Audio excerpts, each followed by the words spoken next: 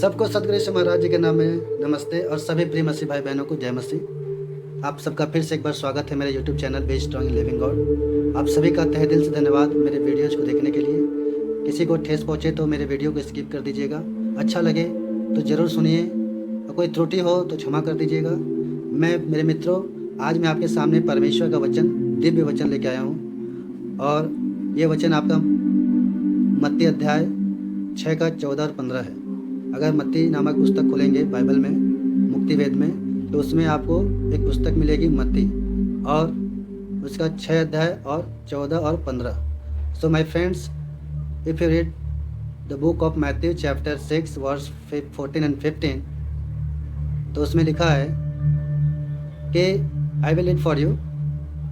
इसलिए यदि तुम मनुष्य के अपराध क्षमा करोगे तो तुम्हारा स्वर्गीय पिता भी तुम्हें क्षमा करेगा, और यदि तुम मनुष्यों के अपराध क्षमा न करोगे तो तुम्हारा पिता भी तुम्हारे अपराध क्षमा न करेगा।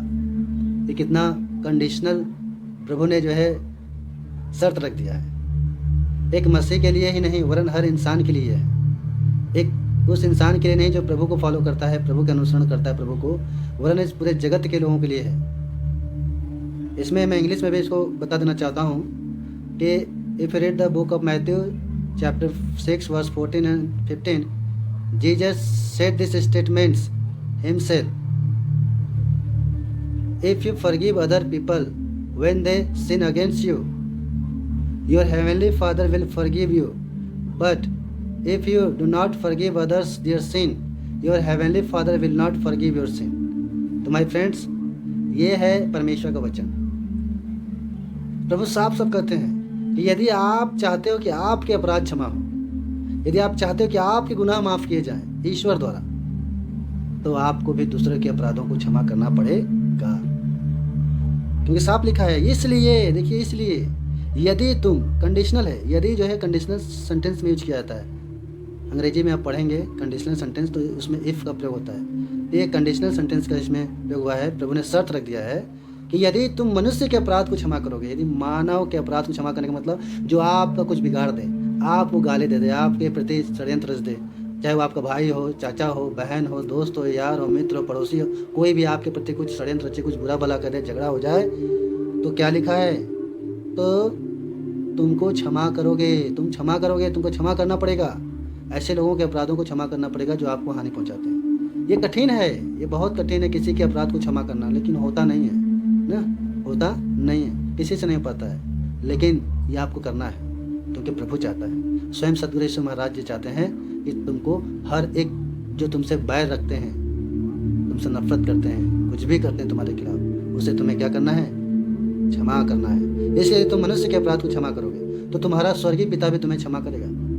तो आपका जो परम पिता परमेश्वर है, परमात्मा है, जगदीश्वर है, जो सृष्टि के मालिक हैं, वो आपके अपराध को क्या करेंगे, क्षमा करेंगे। तो ईश्वर आपके अपराध को तभी क्षमा करेंगे जब आप दूसरों के अपराध को क्षमा करेंगे।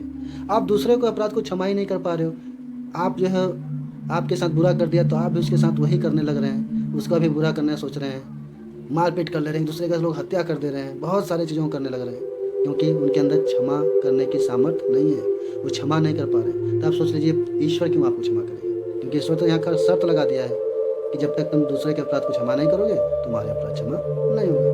फिर 15 पद में क्या लिखा है, यदि तुम मनुष्य के अपराध को क्षमा ना करोगे तो तुम्हारा भी अपराध क्षमा नहीं होगा। तो चाहते हैं कि आपके गुनाह को ईश्वर माफ़ कर दे, आप अपने गुनाहों से मुक्त होना चाहते हैं, तो मुक्त करने का अधिकार तो श्री सतगुरु यीशु महाराज जी के पास है। श्री सतगुरु यीशु महाराज जी आपके अपराधों को क्षमा करने की ताकत रखते हैं, क्योंकि वो कहते हैं कि तुम्हारे अपराध यदि खून के समान भी लाल रंग के हो तो भी मैं तुम्हारे अपराध को क्षमा करके श्वेत बर्फ के समान कर दूंगा।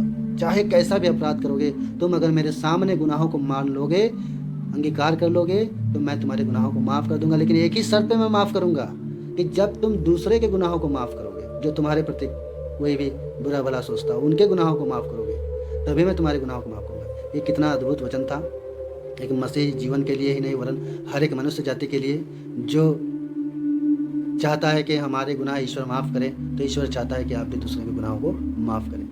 हम जानते हैं मेरे मित्रों की बहुत कठिन है, लोग कर नहीं पाते। किसी की छोटी सी गलती हो जाता है तो लोग उसी में हाथ उठा देते हैं, मार देते हैं, गाली गलौज करते हैं, इवन उसको हर जगह ह्यूमिलिएट करने की कोशिश करते हैं, उसको अपमान करने की कोशिश करते हैं। लेकिन प्रभु कहता है ऐसा ना करो, तुम माफ़ कर दो, तुम माफ़ कर दो हर एक गुनाह को। प्रभु ये नहीं कहता कि तुम अपराध को ढाँप दो, छुपा दो, लेकिन आपको अपनी तरफ से उसे माफ़ कर देना है और ईश्वर पे छोड़ देना है कि उसका न्याय ईश्वर करे, उसका न्याय हमारे सरकार के कानून करे, अदालत करे। आपको अपने तरफ से माफ़ी दे देना है और प्रभु पर इस समय हमारे देश के जो कानून है, अदालत है, उस पर आपको छोड़ देना है कि वो आपके साथ जो किया है वो मैं तो माफ़ कर दूंगा और ये मैं सारा चीज़ ईश्वर और हमारे सरकार, हमारे देश के कानून पे मैं छोड़ देता हूँ। वो सब उनका न्याय करेंगे, लेकिन आपको अपनी तरफ से माफ़ करना है। प्रभु कहता है तुमको माफ़ कर देना है, उसके साथ जो होगा वो मैं देखूंगा, लेकिन तुमको अपनी तरफ से माफ़ कर देना है, तभी मैं तुमको माफ़ करूँगा। प्रभु इस वचन की तरफ सबको आशीष दे। और मैं लास्ट में एक चीज़ कहना चाहता हूँ कि refusing to forgiveness is a सिन। अगर किसी के पाप को आप क्षमा करने से इनकार करेंगे कि मैं उसको माफ़ नहीं करूँगा, तो भी एक पाप है, याद रखिएगा।